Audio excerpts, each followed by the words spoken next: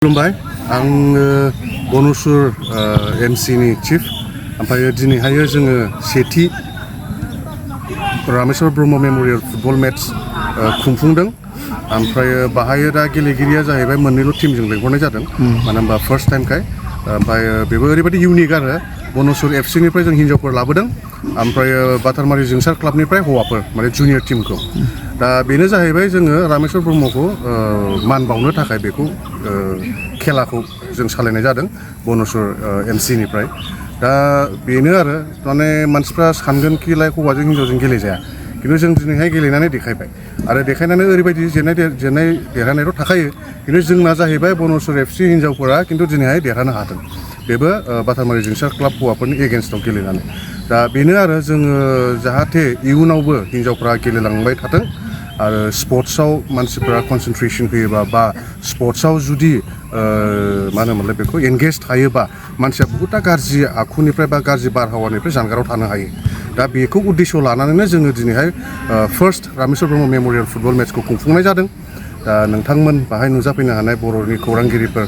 नोंसोरखौ आङो मान बावहरो गोसो गोरबोनिफ्राय आरो बाहाय गेलेफैनो हानाय बाटारमारि जोंसार क्लाबनि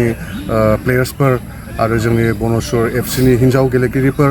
आरो बाहाय बाटारमारि जोंसार क्लाबनिनो प्रेसिडेन्ट दंफैयो मेम्बार्सफोर दंफैयो आरो जोंनिनो एसिस्टेन्ट कच बिथाङाबो दंफैयो बाहाय आरो बाटारमारि जोंसार क्लाबनि मेम्बार्सफोर दंफैयो दा बेनि थाखायनो आङो गोसो गोरबोनिफ्राय बिराद मोजां मोननायखौ जासिहरो आरो जाहाथे इयुनाव दा बिथाङाबो जोंना बाटारमारि जोंसार क्लाबनि प्रेसिडेन्टआबो रिकुवेस्ट मोनसे खालामदों जाहाथे बेखौ फार्स्ट रामेश्वर ब्रह्म मेमोरियल मेट्सखौ गेलेलांबाय था माने खालामलांबाय था खुंफुंलांबाय था होननानै दा आंबो हास्थायगोन आंनिफ्राय आरो बेनो बे दिनैनि जाखिनि खेला जादोंमोन बा फुटबल मेट्स बेयो एक्सुवेलि जाफुंनो हानाय नङामोन कयेकजन स्पन्सर्स नङामोनबा दा बिसोर स्पन्सर्सखौनो आङो साबायखर बावहरो जोंनि जेसि दख'ना स्टर्स दङ आरो जेडि बसुमतारी आरो द पान्जाबिस फेमिलि रेस्टुरेन्ट जेडि रडनि आरो द स्पेर' माबा बिउटि लन्स बेयो ओमफ्राय मोनसेया जाहैबाय इउनाइटेड पुनसिलिं एफसि दा बिथांमोनहा जोंखौ स्पन्सर खालामनानै दिनैनि बे हाबाफारिखौ खुंफुंनो हानायाव हेफाजाब होनायखौ आङो आंनि गोसो गोरबोनिफ्राय गोजोननायखौ जासियो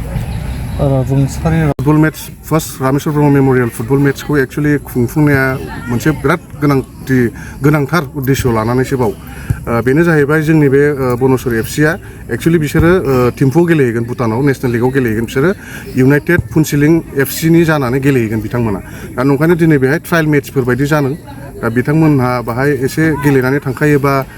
गावसोरनि फ्रात फ्रिटआबो मोजांसिन जायो आरो बेनो जोंनि खुंगिरिनिफ्राय बाहाय जाखिनि जों खुंदों अर्गानाइजिं कमिटिनिफ्राय जानानै बिथांमोननिसिम जोङो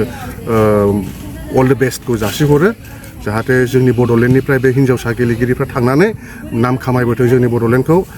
माने इउनाइटेड पुनसिलिं एफसिजों गेलेदोंबाबो जोंनि नामसो जाफैगोन बाहाय बड'लेण्डनि नाम जाफैगोन दा नंखायनो बिथांमोनखौ आङो आंनिफ्राय अल द बेस्ट जासिहरो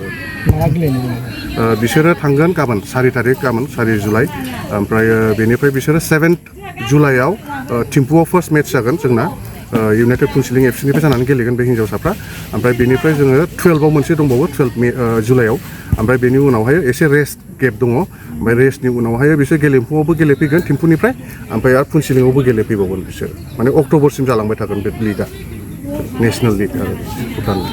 खुंफुंदों मा उद्देश्य लानानै खुंनाय जादों आरो बिथाङा सासे सोरमोन औ दा जाहैबाय रामेश्वर ब्रह्मखौथ' बहुतानो मिथियो मानो होनबा बियो सिगाङाव फार्स्ट बर' फिचार फिल्म आलायारननि प्रडिउसारमोन आरो बिथाङा मोनसे प्लान्टेसनबो खालामोमोन नालाय आरो बिथाङा माने बिजनेसमेनबो गोदो आरो बिहा बहुतथा नामबो दङ बड'लेण्ड मुभमेन्टआव गोदोहाय दिल्लीयाव जेनेबा दिल्ली चाल' बेफोराव जेनेबा रां हरनाय एबसुनो हरनाय आरो गुबुनथा जेनेबा आफादफोरनो रां खावरि हरनाय मानाय बेफोरावबो जोंना जगदान दङ दा नंखायनो बेनि उद्देश्य लानानै जोङो रामेश्वर ब्रह्मनि नामै बे दिनैनि फुटबल मेट्चखौ खुंफुंनाय जादों देरहासार जानाय हान्जाफोरनो मा होनाय जादों नोंथांमोना बान्था हिसाबै औ दा दिनैहाय जोङो बेनो जाहाथे बिसोरो मेम'रि थाथों लाइफ टाइमाव आरो बिसोरनि केरियारावबो जाहाथे हेल्प होथों होननानै जोङो जाहाथे बनसुर एमसिआ मोनसे रेजिस्टार्ड क्लाब बे रेजिस्टार्ड क्लाबनि थ्रुयैनो जोङो बयनोबो जेननाय आरो देरहानायनोबो जोङो सार्टिफिकेट राननाय जादों आरो प्लास देरहानायनो जोङो सिल होदों आरो जेननायनोबो फार्स्ट रानार्स आपनोबो जोङो सिलखौ होनाय जादों